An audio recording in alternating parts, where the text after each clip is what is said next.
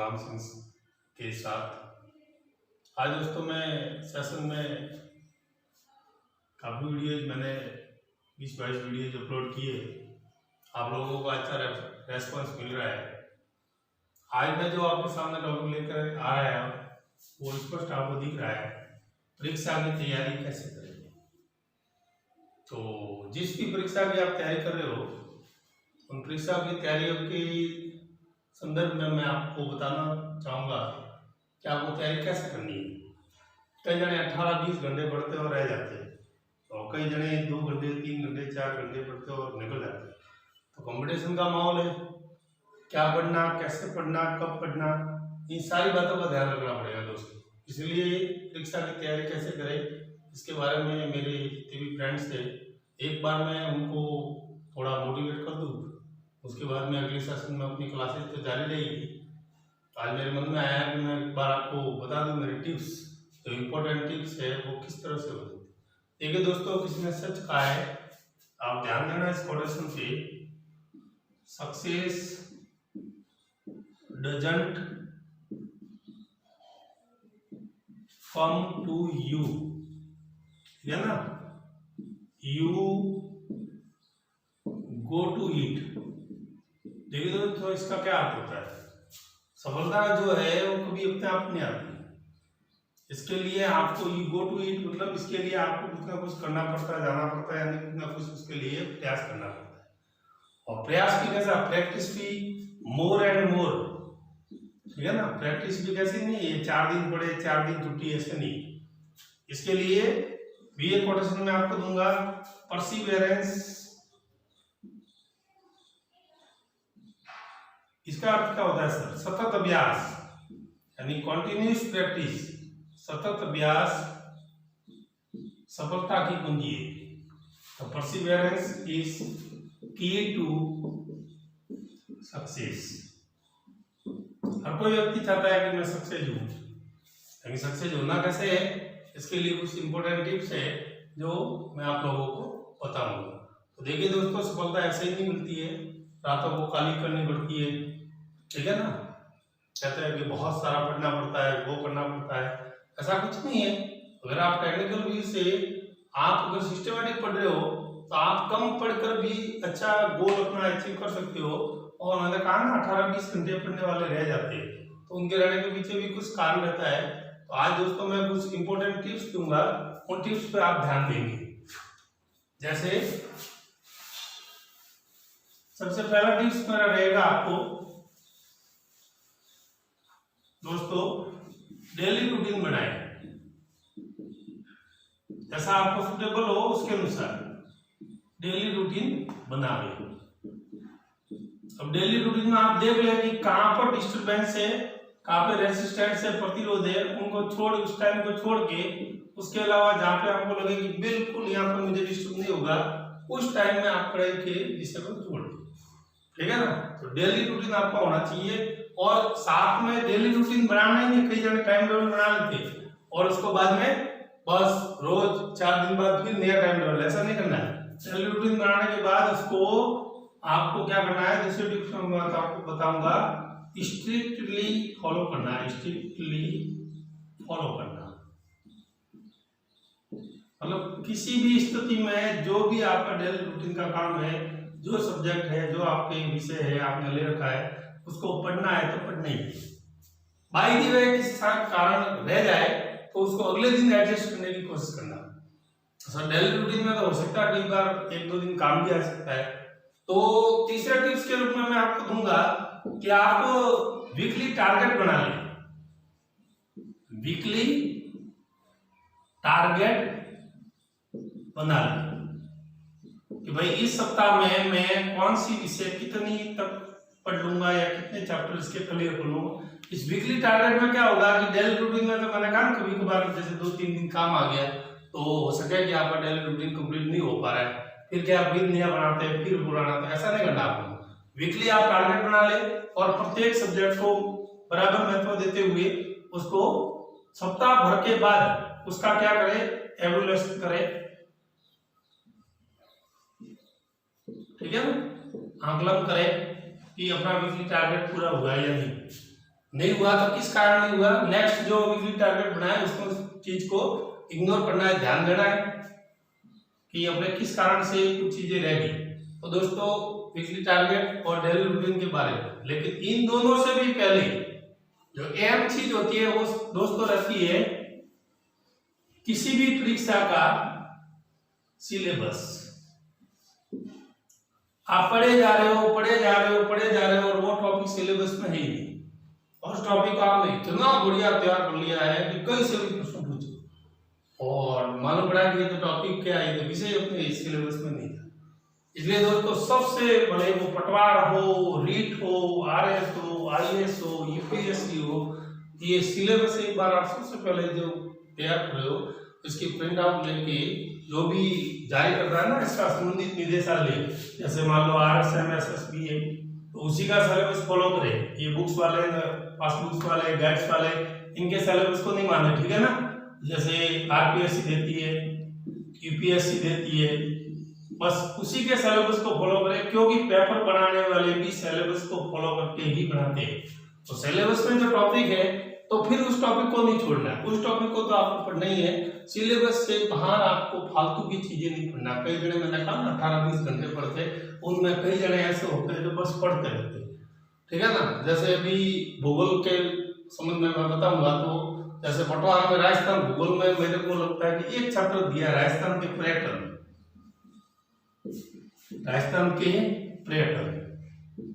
तो ये पर्यटन वाला टॉपिक बस क्लियर कर लो। अब भूगोल देखने जाएंगे तो राजस्थान का दुनिया भर का है, वैसे भूगोल वैसे ही आपका तैयार होगा, थोड़ा बहुत भूगोल तो वैसे आता सब। तो राजस्थान के जो पर्यटन, मिट्टी न, मृदा न, वर्षा न, जलवायु न, दुनिया भर के आप टॉपिक तैयार करो, क्या मतलब वहां तो अगर प्रश्न बनेगा तो राजस्थान के पर्यटन से बनेगा। एक उदाहरण मेरे ध्यान में आया, मैं पटवारी की भी ऐसे क्लासेस लेता हूँ तो मैं सिलेबस देख के लेता हूँ। वहां मैंने इस राजस्थान के सिलेबस को देखा तो वहां पे जियोग्राफी का एक ही चैप्टर है राजस्थान के पर्यटन। फिर इससे बाहर वैसे प्रश्न को पूछ ले तो ठीक है, अक्सर देशांतर वाला या राजस्थान की आकृति पूछ ले या क्षेत्रफल पूछ ले, वो बात अलग है। बाकी टॉपिक नाम का एक ही चीज आप देख लेना भले उठा के, तो इसी को आपको तैयार करना है। काहे के लिए आप सारे टॉपिक तैयार करो। अब रीट वालों का चल रहा है, रीट वालों के तो लंबा चौड़ा टॉपिक है, ठीक है ना। वहां तो भी संसाधन भी है, मृदा भी है, जलवायु भी है, वर्षा भी है, और ये सारा गड़बड़ झाला भी क्यों हो रहा है वो भी मैं आपको बता दूं। आजकल ऑनलाइन जो कोचिंग, कई जने कहते हैं कि ऑनलाइन कोचिंग में हमने क्रांति लाई। क्रांति लाने वालों को मैं बहुत धन्यवाद दूंगा। घर बैठे बच्चे के बहुत दूर जाते तो खर्चा खूब होता है, ठीक है ना। ऑनलाइन कोचिंग का भी कोई वैल्यू तो होती है। अब ऐसी स्थिति आ गई है कि दोस्तों 800 और 1000 रुपये में आपको सिलेबस पूरा कराने की गारंटी दी जा रही है। रोज की क्लासें लगेगी, फिर देखते हैं 2-4 दिन बढ़िया चलता है, फिर क्लास रहते पते नहीं। मैं किसी की पर्सनल के नहीं कहूंगा, मैंने भी अभी एक ऐप खरीदा है और उस ऐप को मैं देखता हूँ तो कई सारे सब्जेक्ट्स अधूरे पड़े। कॉल करते हैं तो कॉल सेंटर के नंबर दिए लेकिन वहां से कोई जवाब नहीं।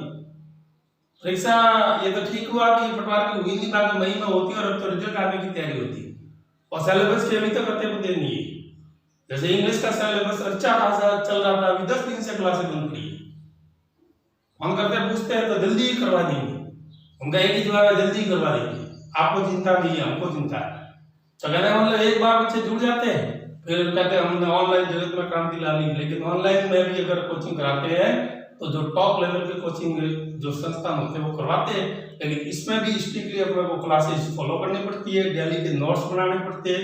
इसमें भी कम से कम 8-10 घंटे अपने को क्लासेस देखने में अपने MPGP भी लगती है। 800-1000 रुपये में क्या होता है, 700 का रजिस्टर होता है, तब जाकर ये क्लास देख पाओगे। रात तक क्लासेस चलती है, क्लास ही देख लिया आपने, फिर उसके नोट्स कब अपलोड हो गए, नोट्स PDF, मैंने तो अभी तक PDF देखी है तो मामूली सी PDF, 10 टॉपिक हुए तो 1-2 टॉपिक की PDF मिलेगी, ठीक है ना। कई विषय तक गायब है, जैसे मेरा साइंस विषय तो उस ऐप में जो मैंने ले रखा है वो पिछले लॉकडाउन से पहले 19 मार्च से बंद है, अभी तक साइंस शुरू हुई नहीं। तो ऐसी स्थिति होती है ऑनलाइन कोचिंग को, एक बार आपने पेड कर दिया पैसे तो चले गए, फिर कहते हैं आपने दिया भी क्या है, 2500 दिए, 2000 दिए, 800 दिए, 1000 दिए, फिर अपन भी मन नहीं देते। तो ऐसे ये जो ऑनलाइन कोचिंग का ये जो मामला है ना, एक तो इनसे बचे। आपको अगर कोचिंग करनी है तो मैं मना नहीं करता, आप कोचिंग जाए और ऑफलाइन कोचिंग करें। लॉकडाउन की बात जरूर जाए, ऑफलाइन कोचिंग करे, उस सर को फेस टू फेस पढ़े उससे, और कोई प्रॉब्लम्स हो तो प्रॉब्लम काउंटर पे आपकी समस्या को हल करवाए। वहां पे बहुत से मित्र आपको मिलेंगे जो अगर सर के पास जाने की जरूरत नहीं है तो वो दोस्त ही हल कर देगा। तो इससे बढ़िया तो मैं इसको मानता हूँ कि कम से कम ऑफलाइन कोचिंग में जो गाइडेंस मिलेगा वो अच्छा मिलेगा।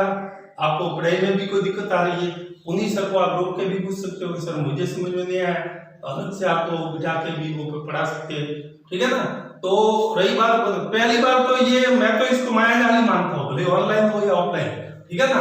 ऑनलाइन हो या ऑफलाइन, ये तो एक प्रकार का मायाजाल है। इसमें बच्चा फंसकर रह जाता है, घर से दूर निकल जाता है, बेचारा दुखी होता है, 2-4 महीने रहता है, 50,000 लाख रुपए के जूत लग जाते हैं, रिजल्ट आता है तब उसके वही असफलता और गाँव वालों के ताने, घर वालों के ताने। तो कहने का मतलब आप इस मायाजाल से अगर बचे तो मेरी तो सलाह ये रहेगी कि आप इस मायाजाल से बचे तो ज्यादा बेहतर रहेगा। तो सर नेक्स्ट मेरी टिप्स रहेगी, आप सेल्फ स्टडी करें, आप स्वाध्याय करें, और स्वाध्याय से बढ़कर कोई चीज नहीं है। जितने भी विद्वान बने हैं ना, या बने हैं या पढ़ा रहे हैं, वर्तमान में भी मैंने कई गुरुजियों को देखा है, बहुत ही विषय पे जोरदार पकड़ रखते हैं। तो सेल्फ स्टडी विषय ही को रात दिन पढ़ते रहते हैं उस विषय को। तो सेल्फ स्टडी स्वाध्याय करने से उनका ज्ञान क्या रहता है, स्थिर रहता है, और ज्ञान बांटने से बढ़ता है। तो सरस्वती जितनी बांटेंगे उतनी बढ़ेगी, घटेगी तो है ही नहीं, धन थोड़े ही जो घटेगा। तो आप सेल्फ स्टडी पे ज्यादा ध्यान दें, यानी स्वाध्याय करें, मित्रों के साथ अपनी समस्या है वो शेयर करें, और सिलेबस पे पूरा फोकस रखें कि सिलेबस का एक भी बिंदु रह नहीं जाए, उस बिंदु पर आपको तैयारी करनी है, वो सेल्फ स्टडी ज्यादा बेहतर रहेगी। और दोस्तों इसी क्रम में मैं आपको बताना चाहूंगा कि थोड़ा सा डिसिप्लाइन जीवन शैली अपनाएं। डिसिप्लाइन जीवन शैली, थोड़ी लाइफ स्टाइल अपनी डिसिप्लाइन हो, इसको अपनाएं। डिसिप्लाइन जीवन शैली का मतलब, पहले जो जीवन शैली थी, आप बाहर घूमने चले जाते थे, वो है वगैरह, 2-4 घंटे दोस्तों के साथ गॉसिप कर ली, वो सारा बंद करना है, और डिसिप्लिन रह के एक जगह स्थिर रह के आराम से आपको पढ़ाई करनी है। थोड़ा सा देखो, बिना त्याग किए, या की परीक्षा हो या ज्ञान हो, ये बिना तपस्या के, ठीक है ना, घोर तपस्या होगी। तपस्या कैसी, लाखों के बीच में जगह बनाना। अभी वैकेंसी है पटवार की 11 लाख के अभ्यर्थी है, और ले रहे हैं अपने को 4,000 समथिंग। तो आप भाग देख के हॉरिजॉन्टल और रिजर्वेशन निकाल के देख लेना अपने खाते में कितनी सीटें आती है।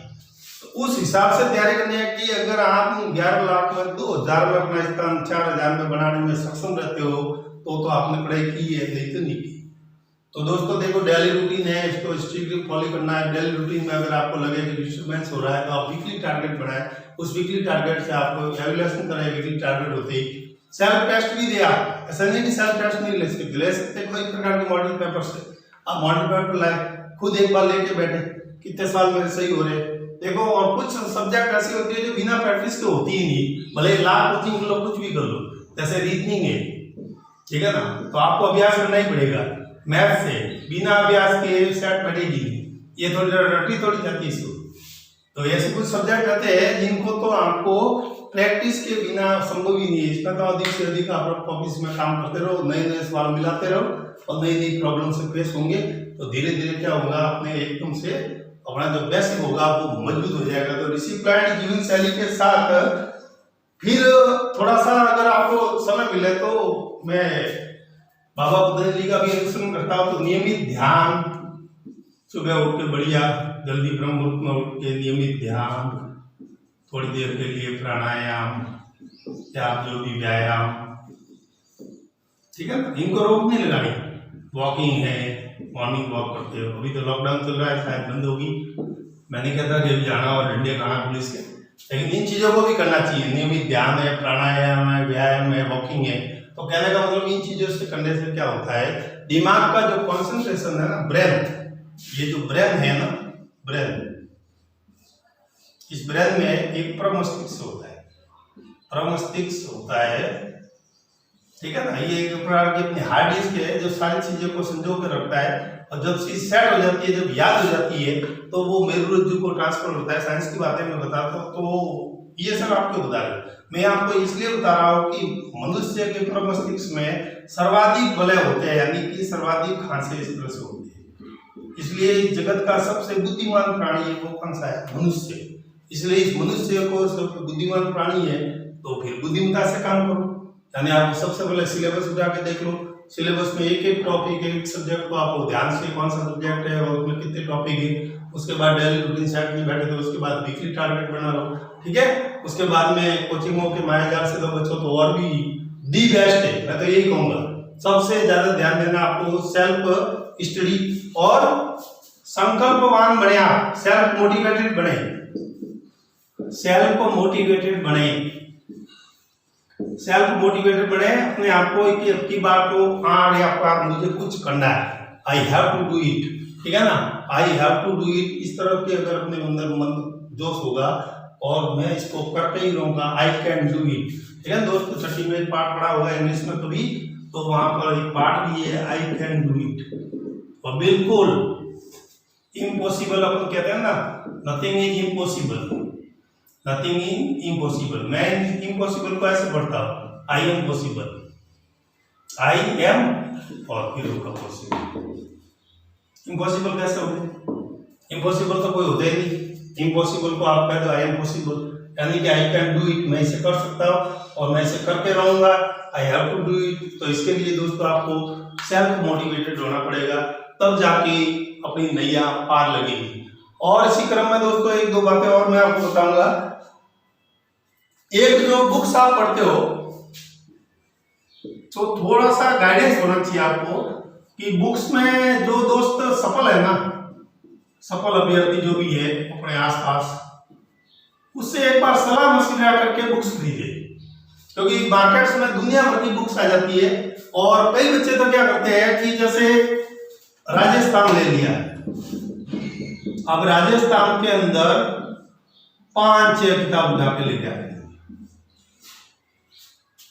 अब यार दोस्तों मैं तो कहता हूं कि आप राजस्थान है या भले भारत है, ठीक है, भले रीजनिंग है या भले ही मैथ्स है, आप उसकी एक ही बुक्स रखो ना, और एक ही बुक्स को अगर बढ़िया ढंग से, आपको सही कहता हूं तो मैं, जहां तक मेरा मानना है, अगर कोई कंपटीशन का तैयारी कोई दोस्त 6 महीने तक एक ध्यान कॉन्सेंट्रेट होकर बैठ जाता है, तो उसको कोई दुनिया की ताकत नहीं रोक सकती।